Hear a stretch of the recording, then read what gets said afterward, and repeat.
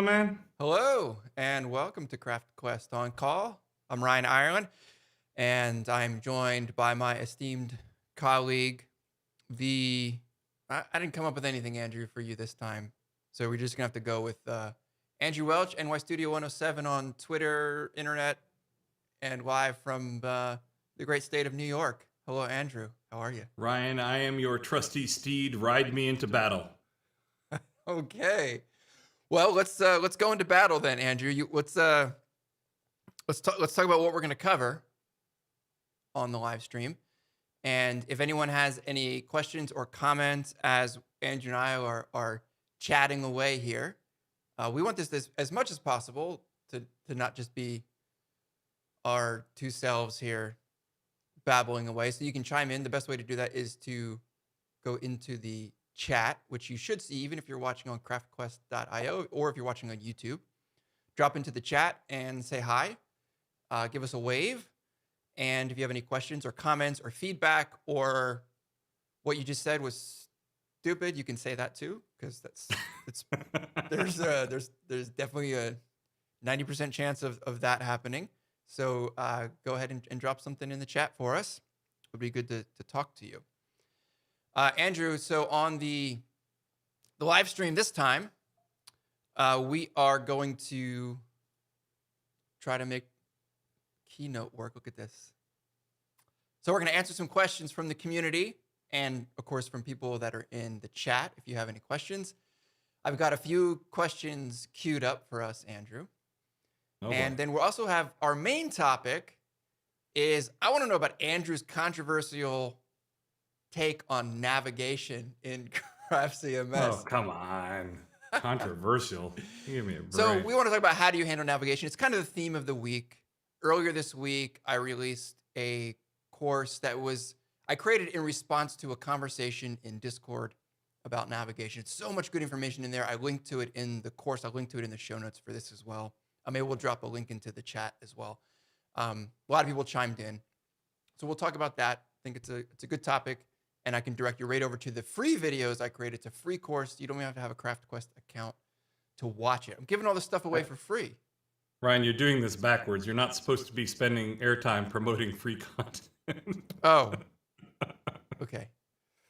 All right. And then if we have time, I thought over the next couple or few live streams, Andrew, we can talk about the things that with the pieces that I've used to put together CraftQuest. I do get people asking me, hey, I want to build something for a client that's kind of like CraftQuest where we have to deliver subscription content.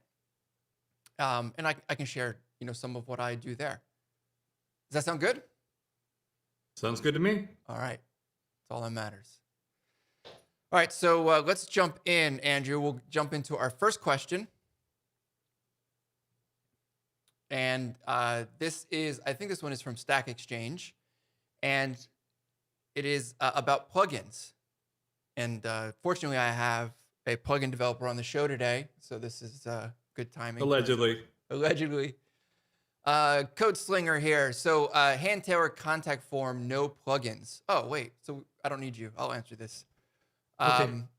This person, the funny part is I think you actually answered this on Stack Exchange when I went back to get a screen grab of it. So this person comes from WordPress. They really like Craft. Is it possible to create a contact form without any plugins? Oh, this question now feels so self-serving. And if so, how easy and worthy of an effort is it? In WordPress, this person said they would create a form with an action targeting a PHP file, and then that would do all the processing and so forth. Kind of like that's how we used to build plugins in PHP. Is you just have form.php up on a server, and then it would just post to that, and then you would do all the processing. So I know you have some really good answers to this, Ryan, and I know you even have some content around it and all that kind of fun stuff. But could I talk about kind of the mindset that is in this question? Yeah, go for it. And the reason I want to talk about it is I know this mindset.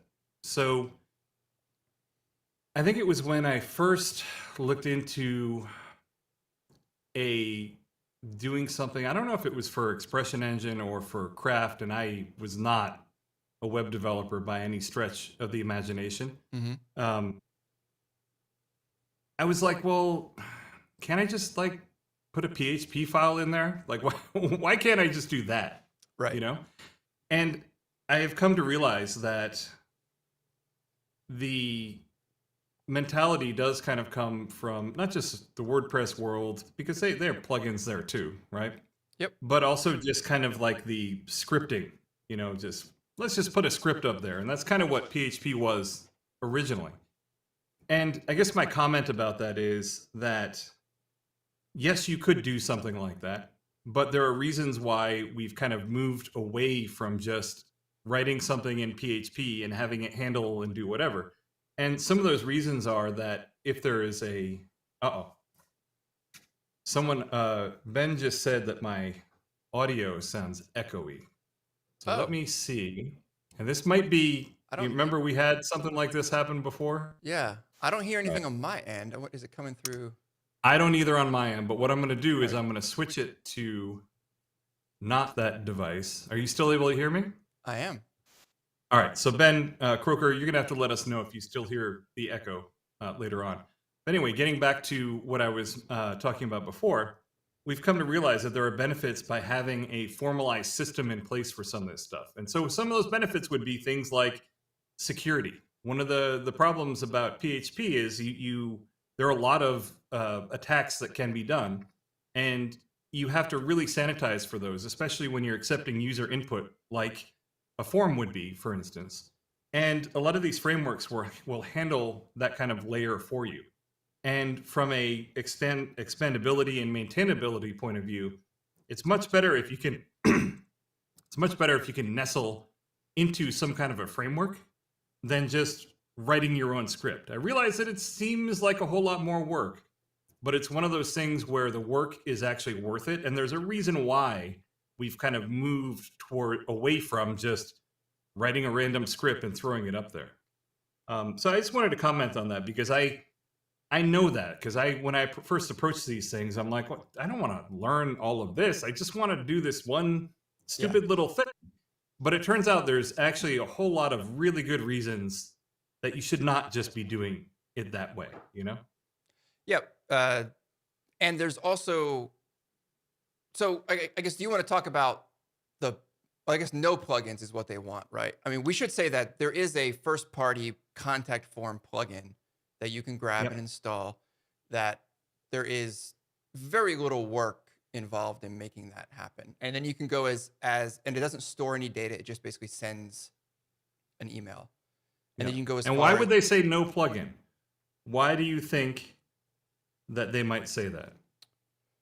I mean, I guess fewer dependencies. I mean, I don't know why they. I mean, it's not necessary. And I'm going to talk about that in a second, but I don't know why. If they're coming from the WordPress world, where everything's a plugin?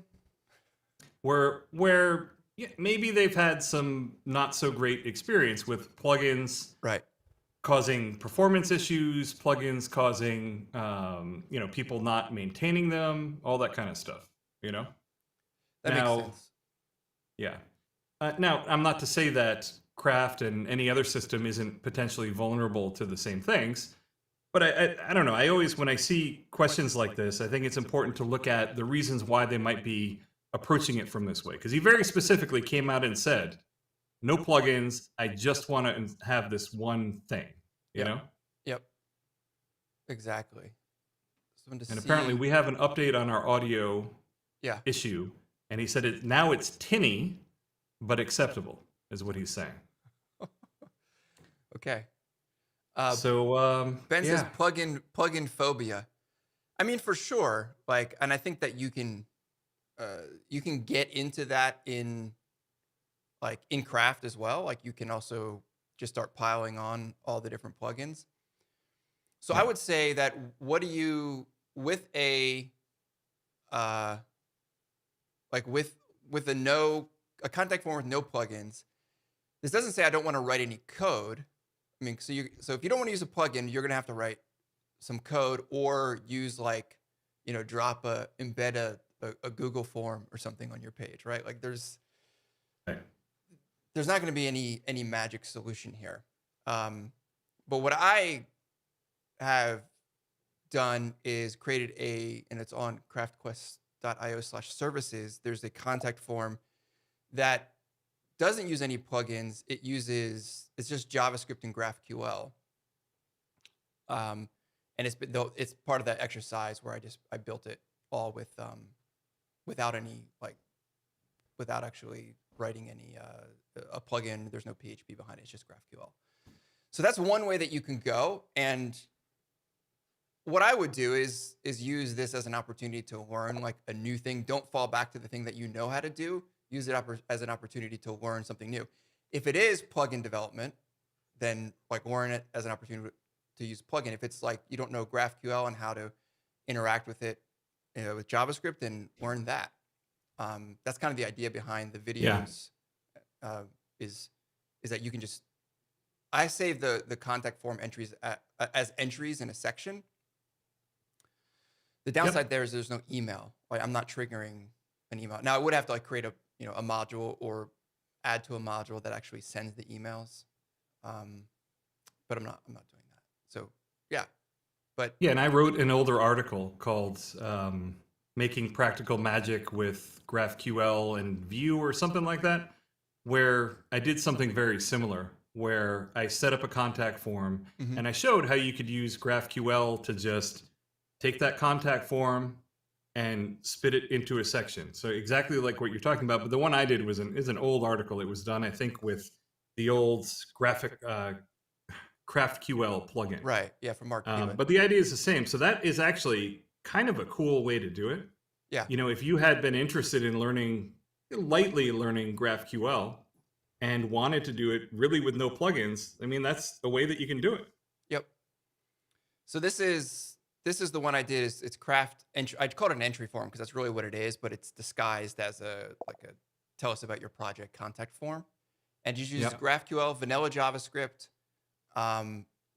There's really nothing fancy going on. I don't think when I did it in the course, you don't even have to like spin up like a project with a build or anything. It's really, really simple. And then the other one that I did is I did the same thing with, again, opportunity to learn something new. I did the same exact thing, but I used Petite Vue instead of vanilla JavaScript. So again, an opportunity to try something new. You're not getting the email sending here, but that's, it's kind of like the opposite of the first party Craft plugin for the contact form plugin, which just does email sending. And if the email fails, then you lose the contact form submission.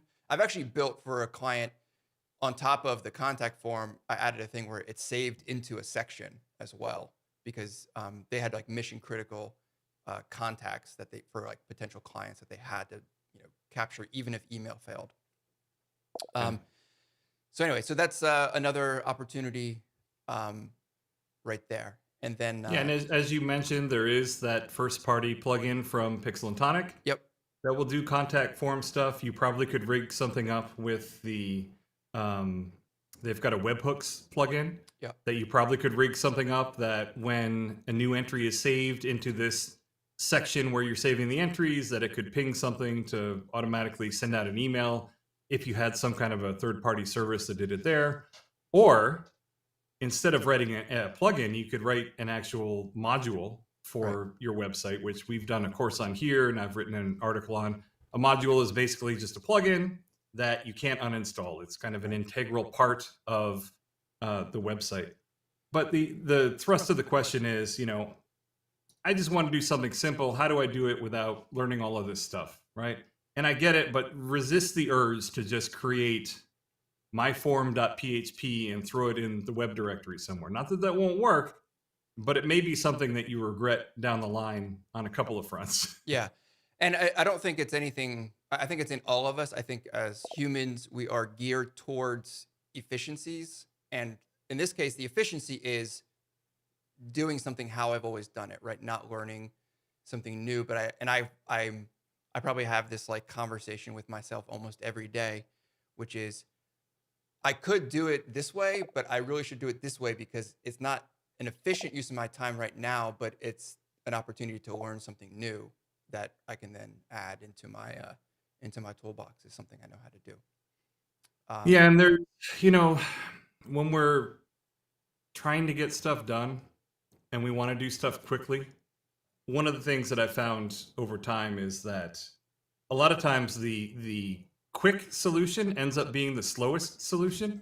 All right. In terms of how many times you have to go back and fix things and Yep. this, that, and the other thing, you know? It feels like less work up front, but a lot of times it ends up being more work in the end. Yeah. Agreed. All right. I think your audio situation is good. It sounds fine to me the entire time. And You know, I know I'm not supposed to do this, but I I hot installed an update to my virtual audio kernel extension while we're on the broadcast. oh my god. And I switched, I know, I'm sorry. And I switched back to using it. Okay. Oh, I think could this be it? All right, let's turn that. All right, maybe this will sound a little bit better. There was something Now that you're was louder than before.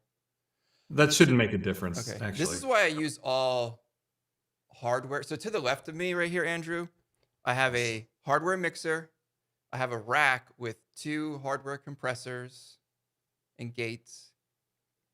That's all. I'm old school. I didn't realize we were whipping it out and comparing it on air. Well, I here, Ryan, but mean, you know, to my left over here, I have a whole hardware rig too. Okay, but one of the I meant hardware as in comparison to all your software woes that we're having with your audio. That's what I meant. no. What I'm saying is I was using an all hardware setup, Right. but there was an issue with some audio software that I was using that it ended up sounding not great because it was only coming in as one channel. Oh, right. I don't. We had this and with then with the Dev Mode podcast. Okay, Right. got And it. I made a virtual device using a piece of software that takes that one channel and pipes it to 2 channels. So it comes in as a stereo. And there was just some piece of software we're using that needed that. I don't know what it was. All right. But Well, people didn't show up here whatever. to watch us slap fight, so we'll move on here. Are you sure? I think I they mean, might maybe have. they do. Maybe that's actually how our ratings will go up. Is we'll just start arguing about things. Yeah. I mean, we disagree on plenty of stuff.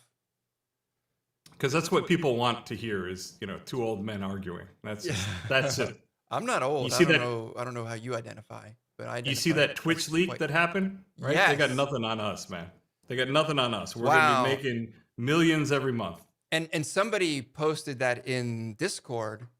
Yeah. I don't know if it was Chris Kennedy. I can't remember who it was, but somebody posted it in Discord, and I actually went and reset my stream keys. But then I guess they proactively reset everybody's stream keys overnight. Mm. So, yeah, woo. It's, I don't know. I feel bad for the Twitch team today for sure. That can't be any fun at all. I understand. All right, Andrew. Next question is, what is Aptx? I have no idea. What? So I'll tell you how this question came up. Is the other day in Discord, or last week, everything is the other day for me.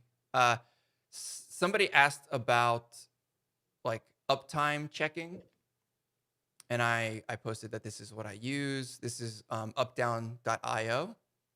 Okay. There's lots of these services. But anyway, they have this Aptx measurement here.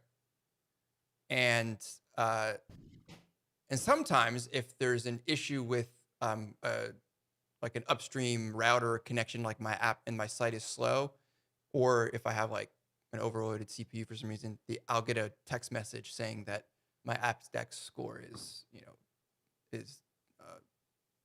bad. So anyway, I thought you would know since you're Mr. like performance guy. All right, so it's a client. I mean, you already know it's a perception metric basically, and we get these in webpagetest.org. They have like what's the actual perception measurement of how the speed, the perceived page load speed, like basically by a human. And that's what it is. It's a way of measuring across in 3 different categories the response time of the page. So it's just another like way of like charting. And it's, I guess 1 is the score, is the highest score, and then it goes down from there. And they have I'll zoom in on this. There's a formula here. Aptx is set aside plus tolerating divided by 2 over the total number of requests equals this, which is just that, with values, and then you get your Aptx score. And that's how they determine, what your actual perceived speed is. So I guess it's another way of packaging up. Go ahead. It seems remarkably familiar to my marriage. Satisfied, tolerating, and it's based on the number of requests. I mean, it sounds very, very, very similar. No, Okay. I'm familiar with the concept, but honestly, I'd never heard of Aptx before. Yep, there you go. So that's what Aptx is. You'll see it. I think it's getting adopted by a lot of these uptime tools, these little bots. I use updown.io. Speaking of this, I came across this other project, and I think this was also from Discord, and I wish I knew who posted it. But there's this self-hosted one now. So I don't know if you know how these uptime tools work. Typically, you're either paying monthly for a certain number of pings. Updown.io, you basically buy like credits, and then each ping is a credit, and you have to replenish it. And then you obviously burn through them the more often you ping. So if you ping every 10 seconds versus 30, you're going through 3 times as many credits. But this is one that you can self-host, and it does basically the same thing. It even has its own dashboard that can use to monitor. You just have to deploy it somewhere and have it running. I have a controversial opinion on this, since apparently all of my opinions are controversial. I've been down this road before where we self-hosted uptime services. Mm-hmm. And something you have to be careful about if you're self-hosting it. Number one, do not self-host it on the same VPS where your website is. Because if you do that... Or even the same infrastructure. I would actually be on something completely different. And that's where I'm expanding it to. Also, do not self-host it with the same hosting company, even if it's a different VPS. You really should have it somewhere so entirely different that if something is going wrong with your infra, it can actually let you know. Because otherwise, what happens, I've seen this so many times, Ryan. I've seen people, their site goes down and they're not notified because their infra that pings them goes down. This is why I actually like using a service for something like this, Yeah, it's possible the service will go down, but usually the services are distributed worldwide, and you know what I mean? Yeah, or if you're, I totally agree. Or if you are managing the hosting yourself, take advantage of, like in the AWS world is the one that I'm most familiar with, is multi-availability zones. So you can actually have your project across essentially multiple data centers across the world. So there's... How'd that work for Facebook, Ryan? Well, I mean, Facebook has their own data center, so I have no idea. Like even, I can't even begin to understand their infrastructure. I understand the harm they do. I don't understand their infrastructure, though. I guarantee you there's some people looking for a job right now. At Facebook? I mean, honestly, how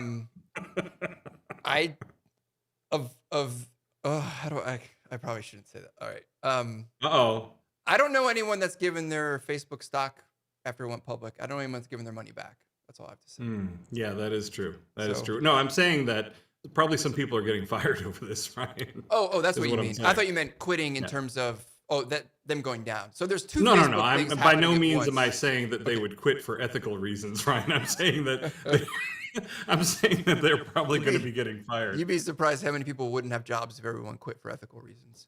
Well, that's what I'm saying. Yeah.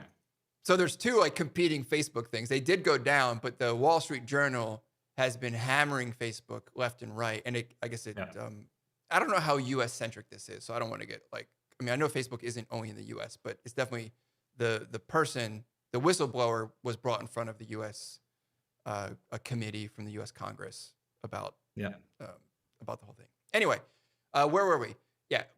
So if you are hosting it, host it somewhere else.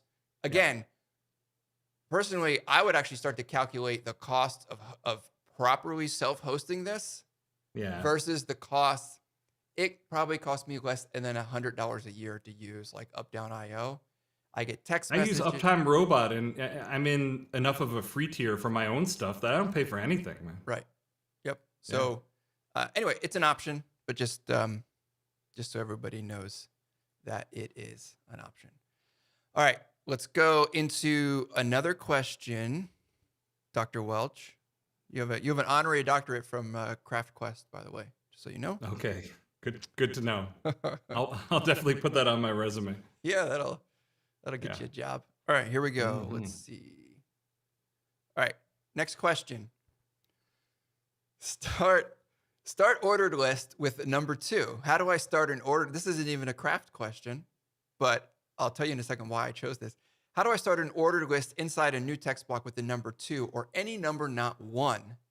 I need this trick when a long ordered list is broken up by multiple image blocks. So there could be like a twig component here because you would have to store like the number that you're at and then restart. But the question is, how do you do it? Because you're starting a whole nother like OL element on the other side of an image. And Andrew, this question was answered. I think it was answered by Moritz. You probably know him through just all of the questions that he answers. But I didn't know this, and I was so embarrassed I didn't know it. I had to publicly shame myself that I didn't. Do you know how to do this? So when I read this, I actually read the question improperly. So by ordered list, they literally mean the OL item. Yeah. Right? I don't know what the answer is, but I would say maybe there's a CSS property or something for it. I don't know. So there's actually a OL attribute called start, and then you can just set it with a number. So I did a list here of Andrew's favorite things. Put in -1. And I have it, hang on, and don't step on my joke here. All right. And I have it going from, counting from 0 is his first one. Luxurious vacations on the beach. And then number 2 or 3 would be vegan charcuterie boards, or Andrew's favorite thing. So you asked me to do -1. There you go. Oh my God, it works. That's amazing. Now, what if you put like woof in there? What does it do? As soon as I see something like this, I instantly am curious about how it breaks. So it does it. It's probably invalid because it's not an integer. Ooh. Let's see how smart it is. What if you put a Roman numeral in there? Okay, let's see. Because there is a way you can style it to have it output Roman numeral. It doesn't work. Okay. No, that won't work. That's pretty cool. I never knew this existed. Yeah, I didn't either. And it seems so basic, and it was answered in a way to like where, not that, I mean, Moritz answer, he's so thorough with like all of his answers, but he answered it so like assuredly that I thought like everyone must know this besides me. How do I not know? All my years slinging web code, how do I not know this? But yeah, OL start. There we go. Well, every now and again you encounter something that you're just like, I had no idea that this was a thing. Yeah. And one of those, this was, I've known this for a while, but I should have known this for longer than I did, was, for instance, that design mode that is in Chrome. Right. When I first saw that, I think it was a year or two ago or something like that, I'm like, holy crap, like this exists? We should show that sometime. Yeah, let's, probably not. We can Are you show gonna it. do it now? We'll show it right now. Okay. So let me dock this again real quick. Go to my site and then you can deface it. Oh yeah, that's actually even better. NY Studio. Yeah, because then you can mock me. All right. Oh, here. Yes. Here we go. Okay. So in the console, we drop in. Do you remember it off the top of your head? I actually don't. Do. All right. So what you have to type in is. Oh, I did. All right. Hold on. There it is. Just want to make sure I give you the exact sentence. You type document.design mode capital M equals on. And I don't think you might need quotes here. I'm not sure. On, not one. Oh, sorry. You might need quotes. I don't know. Yeah. And then, yeah, there you go. All right. So now, old time, right? I would have to view source, go in and change some stuff and then send someone a screenshot to like make fun of them or something in like, Campfire or Slack. But now when I did that, I can just click on an element here And I should Go never do ahead, it. change that list to something insulting. Go ahead. How do I? Go all right, ahead. Here we go. So what are my options? I can do it angrily.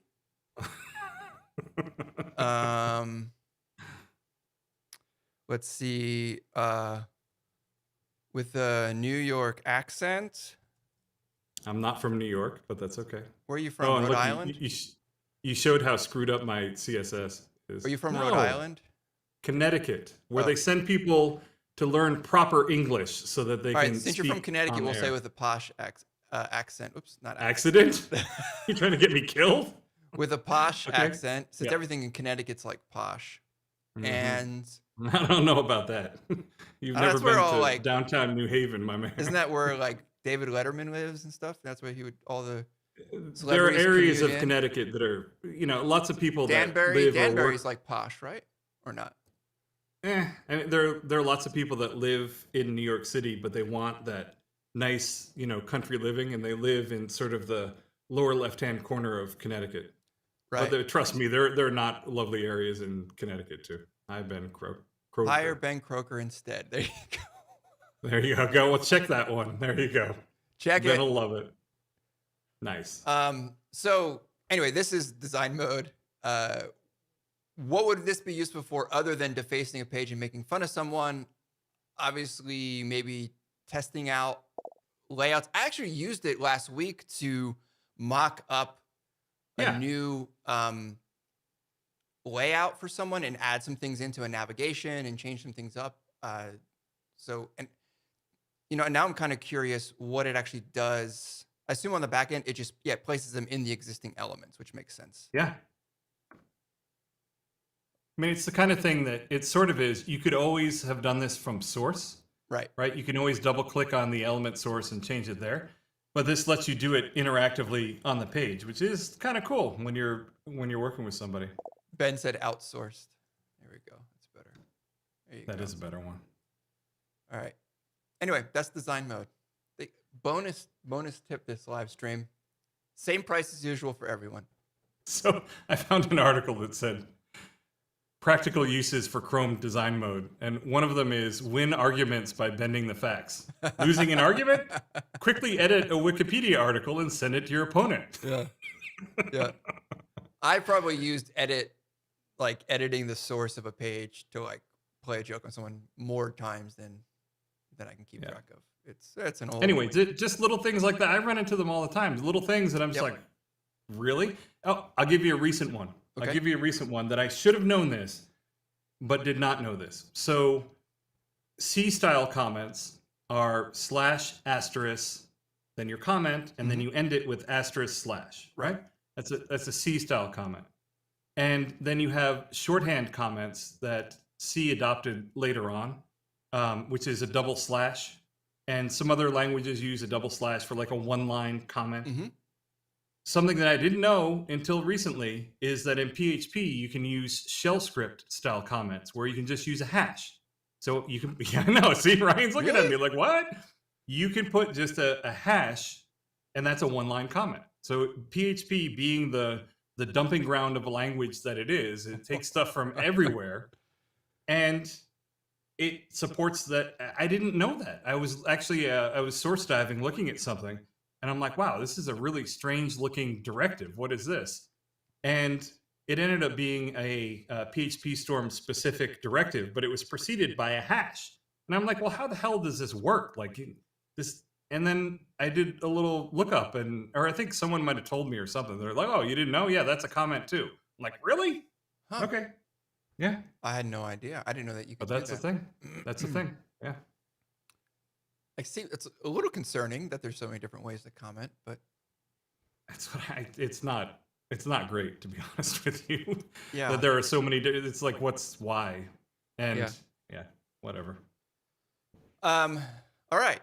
So those are all the questions. Again, the start property for the ordered list element blew my mind. I had no idea. I guess it's because it's so rare that you actually want to do that I've just never had to do it. Yeah. You know?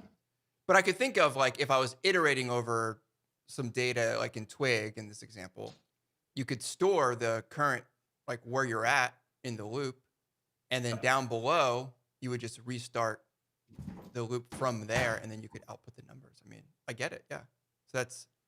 So props to Morris. I think that's he who Oh, answered it. wow. So you know how I mentioned Roman numerals? So Yeah. the way you actually assign this is with the type attribute. And there are a whole bunch of different Oh types yeah, that that you I can put know. in there. Okay, Well, what is it? what I Roman? didn't know, what's that? Is it Roman? Is that what you do? No. What would be the value for type? Uppercase I. So 1 is decimal, A or lowercase or uppercase A is letters. Lowercase I is lowercase Roman numerals. Uppercase I is uppercase Roman numerals. So what do I? And here's something that I didn't know. There are CSS properties. There's a list style type property. Yeah, that. And you can. You well, there's some of them I didn't know. There's Hebrew. Oh. There's Armenian. There's like a whole bunch of them I didn't even know existed. Hiragana, which is a Japanese script. Katakana, which is another Japanese script.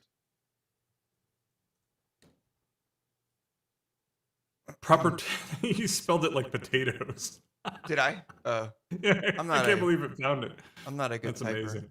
Google probably saves me from all sorts of things. Okay, so type start. Look, it's like the second one listed here for the attributes. Reversed. Oh, you can do reverse. Cool. Yeah. Oh, then also all the globals as well. So yeah, very cool. Anyway, let's move on from the trivia, Ryan. I mean, it's interesting, but it's kind of like, well, all right, that's cool. I could probably pass some horrible test that someone gave me, but I don't know when I'm going to use it. Yeah. All right, Andrew. So the topic that I wanted to cover is navigation in Craft. Earlier this week, so this all started back like last week, I think, or the week before. There was a conversation in Discord, and it was about navigation, and a bunch of people chimed in. Really good conversation. You had a controversial opinion, and I just add that label to it just because that makes exciting television, is when you make something controversial. And this is like reality TV. People have to care about it for it to be what's that? Controversial. People have to actually care about it for it to be controversial, right? Do people care about navigation? So anyway, no one cares about my controversial take on navigation. Nobody cares. Does anyone care about navigation? Ben said that we're learning HTML today. Yeah, exactly. Yeah. Whatever, Ben. So I'll tell you what I do is, for something like CraftQuest or my own projects, is my default mode is I just make the navigation static, because if like just hard coded in the template, because if I need to change it, I'm both the client, the product owner, the developer. I'm all the things, and I'll just go ahead and change it. I think it's fast. There's zero queries or overhead to, additional overhead to rendering the HTML for navigation. The one thing I will have is like conditionals to check if they're like on CraftQuest, if they're a current user, then they get this dashboard link right here. But if not, then they don't. But that's really about as far as I go. Mm-hmm. So a lot of people chimed in, and some people said, well, I do it, with, a global set. I do it with, it's driven by the actual content on the site. You actually said static. I'm giving you a hard time about it being controversial because it's what I do too. And what was, go ahead and give your reasoning for why you said that, and we'll kind of unpack some of the other approaches as well. Right. So I think that what you do probably depends a lot on the projects that you're faced with working on, right? Mm-hmm. So one of the reasons that I think I do what I do is I am usually either working on relatively small projects or I'm working on really big projects. right? And when I'm working on relatively small projects, it's not the kind of thing where the navigation is actually an inherent part of the site structure, both from an SEO point of view and also from a layout and logical navigation point of view. And it's something that actually a lot of time has been invested in figuring out the best way to do this from a variety of use cases. So SEO is important, but also from the point of view of organizing content and presenting it in a logical manner. I think one of the worst things that it's a trend from a while ago, but I still sometimes see it is these mega menus where instead of designing a site that has sort of a logical progression that you can go through, they just take this massive mega menu and they just stuff every possible page you could get to goes in this one big pull down menu. It's lazy, And is what it is. it is lazy, I think. And maybe some clients think that they want it, but I think what you're kind of doing is you're really are just kind of punting on the design and IA aspects of the project to some extent, because you're just like, well, here's everything. Good luck finding it. You know what I mean? And that's kind of what navigation is not supposed to be. Navigation is supposed to help you navigate to get to where you're going. It's not supposed to be just this soup of stuff that's in there. Um, so I tend to, when I'm working on these smaller projects, hard coding it is definitely the right way to do it, because it's just, this is really the way that it should be for this. For the very large projects that I'm working on, we hard code it for the same reasons, but also because there is an active development team that is constantly working on this project. So when changes are needed, it's just a given that the developer, either me or someone else on the team, is just going to go in and make that change. They're highly available. Right. I think the case where, because some other people were like, well, my client would fire me if I delivered them a navigation that they couldn't change X, Y, or Z on it.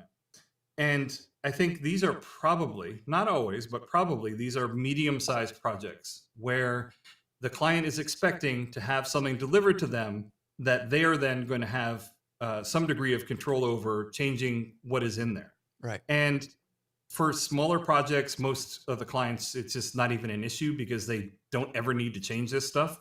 And what you have come up with and all the thought you've put into it and the design and the usability testing and all that kind of stuff, it's just going to be way better than anything that they might change. And in fact, if they change it to something, they could make things demonstrably worse. Right. So, and then on the larger projects, there's a whole team, it'll be run through various testing and usability and a whole bunch of, before it filters down. They don't want anyone to be able to just go in there and be like, you know what, I'm going to put this over here. There's a whole process that it goes through. But for those medium-sized projects where the client is expecting, I want a website delivered, we're using a CMS so I can manage the content, I expect to be able to control and change all of this stuff. And there isn't a developer that is constantly involved in the loop. Like maybe there's a hassle or a delay in them saying, I really want about change to about us. And they think it's onerous to have to submit a request to the developer and do all that kind of good stuff to do it.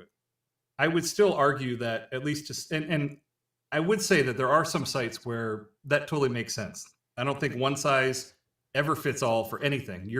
When you're building a website in Craft, you're building something custom for somebody, and so their needs are going to be different depending. I do still think that it is probably not always the best to give the client control over some of this stuff. Some clients are very knowledgeable and it does make sense to kind of hand over those keys to them. But others, even though they want it, I'm not sure it's always the best idea. Yeah. But I definitely do understand cases where you would want to be able to do it. I described it earlier to somebody as we talk about authoring experience sometimes, but the authoring experience in like a CMS doesn't apply just to like what it's like to like add new content or manage content, like the control panel interface, but it's actually like, what am I allowing you and not allowing you to do? And if I put in some guardrails to prevent you from hosing the site via the navigation, that is part of creating a good authoring experience because you can feel safe and comfortable in there managing it. So one of the things, and this is actually what I did on CraftQuest, is I created a hybrid model, which is a like a partially dynamic navigation. And this is a really good, like you could meet with, like in this case, with the client or the customer and say, we want to set up your navigation so it works for you. We don't think that like everyone should be able to change it. What are some areas where you want it to be more dynamic? And in the case of, let me just pull this up real quick. And Matt Wilcox has a great comment. Matthew, I hope I can call you Matt. I hope we know each other well enough. I think he says he gave us advising the permission a long time client. ago. He says advising the client and having them trust your advice is a big part of the role and a skill all its own. I totally agree. Yeah. So what I did on CraftQuest is it used to be all dynamic. I added this like this drop down here, which is now, I'm sorry, it used to be all static, which is now a dynamic part where it pulls in the quests from a section. And I go over this in this course. And then that way, if I change one or change the copy or change the name of it, it just happens automatically. So those are like the more selective things, but everything else doesn't change. I can't suddenly add like another item because there are space constraints too on the page too. So I don't like someone like, hey, why is my navigation suddenly 4 rows and the design looks terrible? So I think Johnny Cates kind of is in a similar boat to what I mentioned, is that he says we spend weeks going through IA discovery with clients and giving them the keys to the navigation can quickly trash all of that work. And that's kind of what I'm saying. It's like, you hire an expert to build this thing, and it's an expert on a number of layers. It's design, it's information architecture, it's how things are laid out, and obviously the performance of the site, the functionality, and all these kinds of things. And I understand that there are cases where you would want to have the client be able to change these things, but I also look at it from the point of view of things that are changed often should be easy to change. So things like an article that people are publishing, obviously it should be easy for them to just go in there and change it. That's the whole point. Things that almost never change probably don't need to be managed content. And as you kind of alluded to earlier, there are some downsides. If you put the navigation in a structure, or if you use or some of the plugins, if you use them, you're generating queries every time the page loads for something that in the entire lifespan of the site may never change.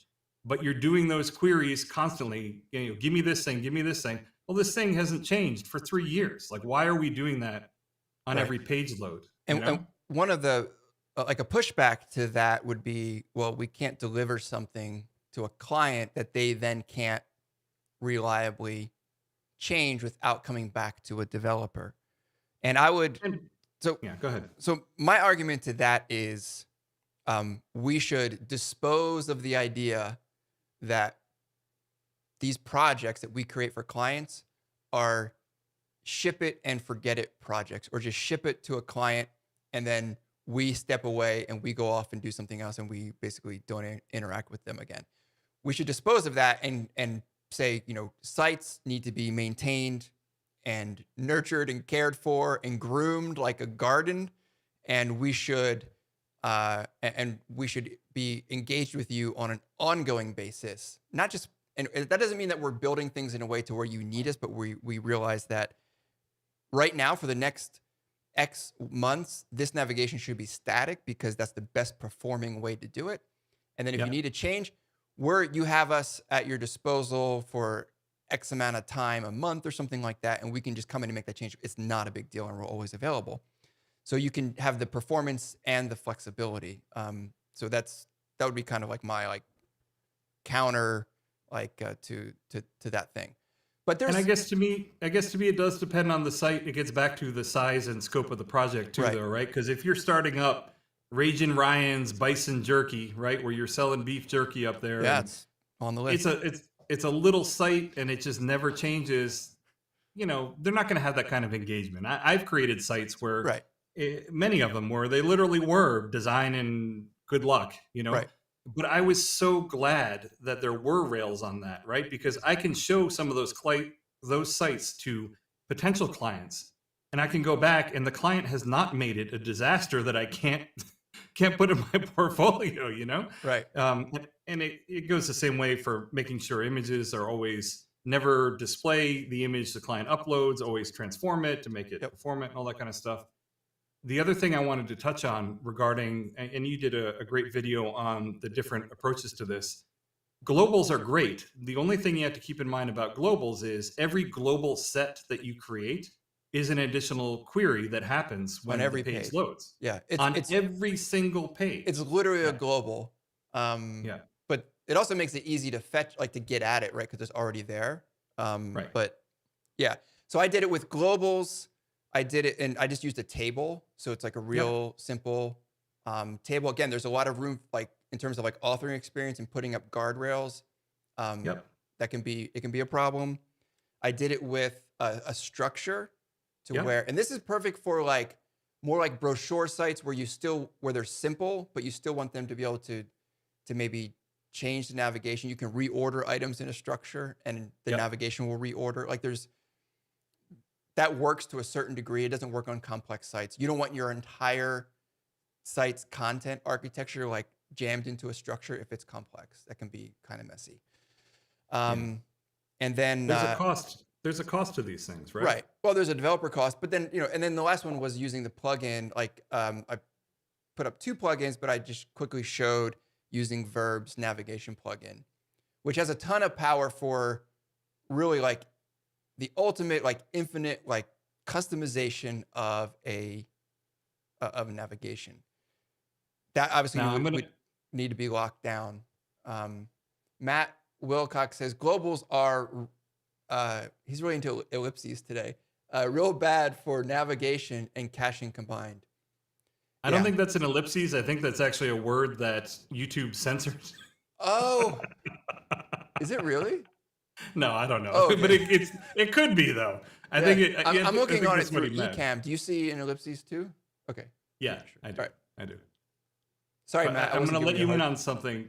I want to let you in on something. After everything that I've just said, Ryan, Yes. I'm going to expose myself as just a massive hypocrite. Okay. Because you do And exactly that what you is- preach people shouldn't do. No, that is that for a long time, I've been wanting to develop a navigation plugin Ooh. for Craft. Ah. Because I actually think I have some very, very good ideas that give you kind of the best of both worlds. I haven't done it because I just, Ryan works me like a horse, really. Like he just constantly flogs me. Haven't had the time to do it. But I do have what I consider to be some really good ideas for it. And I may still do it. You should. Well, then you do it, and then we'll have Josh Crawford on here. We'll have like a navigation cage match, and you guys. I already talked to Josh, so I mean, I'm friends with Josh, and Yeah. I told him probably like a year and a half ago or 2 years ago, say, hey, look, I'm thinking about doing this. If you have any qualms about me doing it, just say so. Like, blah blah blah. And he was totally cool. He's like, oh, go ahead, like do whatever you want. And I'm like, yeah, I'm probably not going to be able to get to it anytime soon anyway. Yeah. Fast forward a year and a half, 2 years, I still haven't done it. You're pretty so lazy, there right? you go. So you didn't really get to it yet. Yeah, pretty lazy. Matt adds on that a change in a global is a full cache invalidator. Something to keep Yep. in mind. So Yeah. again, it's project specific. Try to walk that fine line of I don't want to degrade in performance, but I want to give the client or the customer the flexibility they need on the navigation. I think a hybrid mode is like, approach is probably what's going to be best for everybody. You can even have Andrew's dreaded mega menu. If you have like one, let's say you have a structure section that has like a certain type of content in it and you want that, you can populate a mega menu with that content. And that's like the dynamic part of your navigation. Mega menus are big.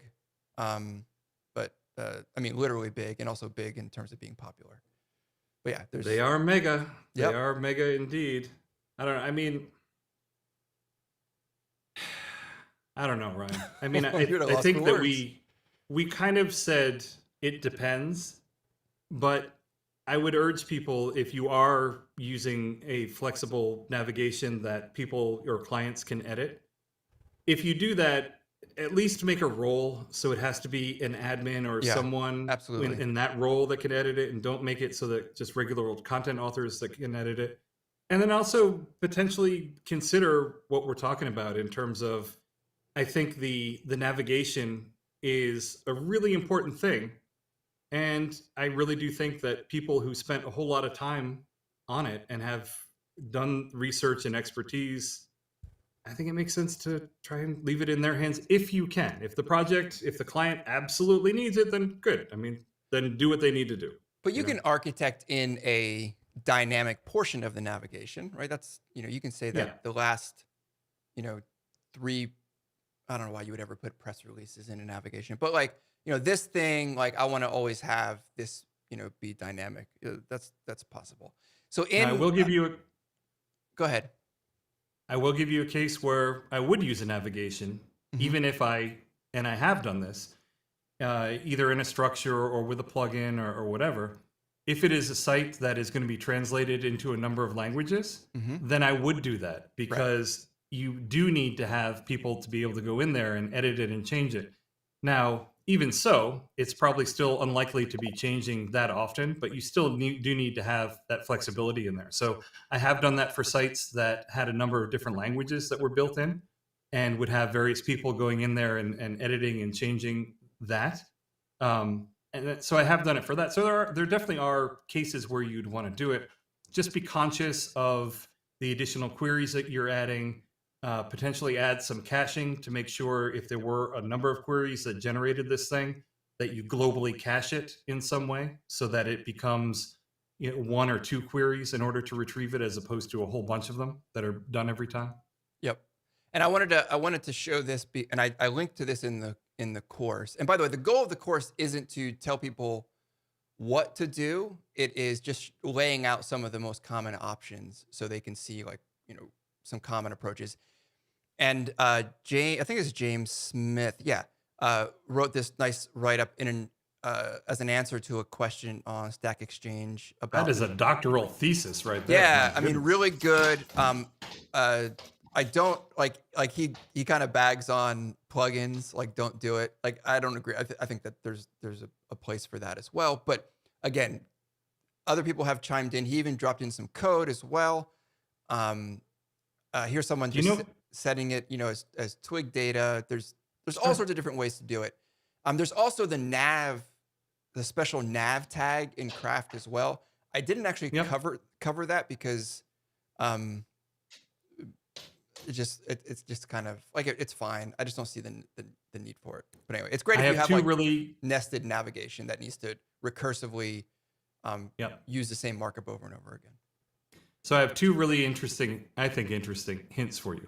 Okay. So scroll down to where you had the set nav code, the twig code that's down there. Right here. Yep. So you can do this if you did want to be able to have it work well with translators.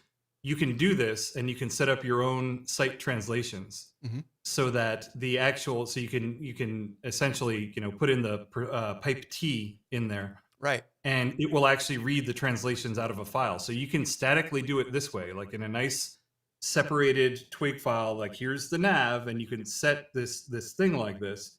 And then the translations, they don't have to be managed in content. They can be managed in a file. Right. So if it's the case where you just need it translated once into a number of languages, and then they're never going to change it for a very long time, then you can separate it out that way. And that is one good way to do it. The other neat hint that I have for you is the most common use case of that nav, built-in nav twig function is to use it coming from a structure, right? It's to iterate and loop through. And as we all know, when you're iterating and looping through a structure, at some point, all of those queries had to happen to fetch each item from the structure. My hint is for you that you can actually use the nav plugin the nav twig tag with a regular old array of stuff. Oh, so if you like using that to output stuff, you can still use the static array of nav items, and then you can use the nav tag, and it will properly iterate through it. It doesn't matter. It doesn't care. Yep. It just cares that it is of the type iterable, which queries are and which arrays are. So you can actually do that too, and that's something that I have done as well. Just to touch on his comment of not using a plugin, I'm of the mind that you use a plugin when it offers significant value for you.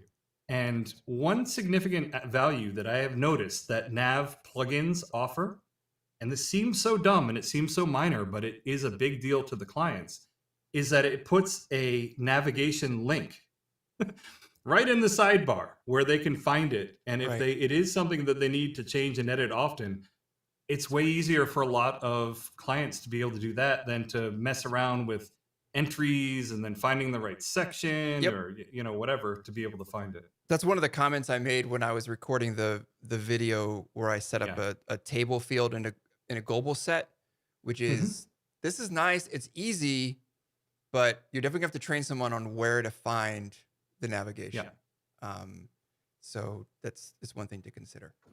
And restrict it. Yeah, Restrict it no, yeah, to there's certain groups. Yeah. But in terms of like the author experience, like it can be confusing. Like, where is this thing? Yeah. And navigation is right there. It's dedicated solely to navigation. The plugin by Verb is right there. There's also Navigate by Espresso Studio, I think, is the other one that I mentioned in the video. You can just search navigation in the Craft plugin store. You'll see a bunch of stuff that's related to navigation. And so one other small performance tip that I have done before. So I have also set up navs in a structure before, and I've used it when interactively showing or interactively kind of laying out the navigation for clients, because it's kind of nice. You can be on a conference call or in person and you can just drag stuff around and type in, it's just real easy to do it that way. And they can even interactively do it. And then you can use a pre-parse field in a global set, which its sole job is to render from that section and pre-parse it into one thing that it never, so basically you get the benefits of it being in a structure, but then it will statically render into the field value, the actual array of stuff that you need. And then you can just output that on the page as opposed to an elaborate caching strategy. That's something that I've done as well. Very cool.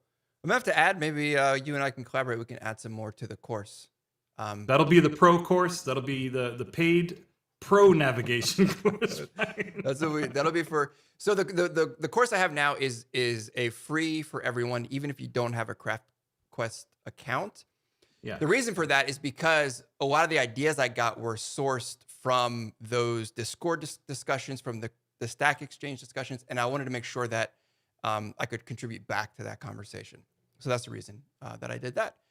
But I think we've probably beat on navigation enough. What do you think, Andrew? Yeah, and I wouldn't feel bad about where the ideas come from, because as much as we all like to think we have wonderful original ideas, they came from somewhere. That's what true. I mean? That's true. They came from somewhere. But we'll link up everything. If you watch the recording of this, I'll put links. Check out the course. It's on the site, and I think it'll be a good read.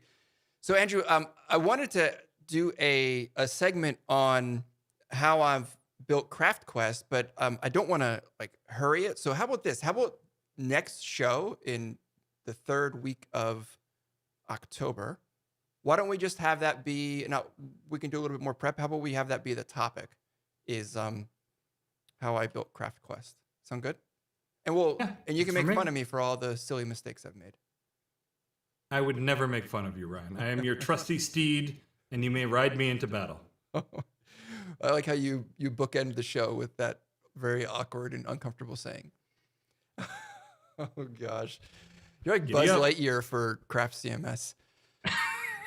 All right, I'm not going for that level of cheese, but okay. All right, I'll take it. There's something awfully likable about Buzz, that's for sure. Wasn't he the dumb? He was like the idiot, though. Well, I mean, he was a buffoon, basically. So you're calling your horse dumb, Ryan? No, I feel like that. There's so many layers to Toy Story. Like we could go pretty deep on it. All right, but now's not the time. That'll be for CraftQuest on call at the movies, which would be a special edition for premium subscribers only. CraftQuest After Dark. Yeah, I'm not sure I would get on the show After Dark with you. All right, everyone. Andrew, thank you as always for hanging out for an hour or so with me on the live stream. Thanks for everyone for tuning in live. As always, check out that navigation course, craftquest.io/courses. It should be the latest one listed. Andrew and I are live every let's see, the first and third Thursday of every month at 12 p.m. Eastern in North America, which I guess right now is GMT -4. That might change at some point. I don't know when Europe switches to their winter time zone or standard time. But anyway, we're here usually twice a month. Sometimes Andrew has been going on luxurious vacation, so I haven't really had him on as much recently in the last couple months. I was chasing the tail end of a hurricane, Ryan. What are you talking about? But thanks very much for joining us, and we'll see you all on the next live stream. Take care.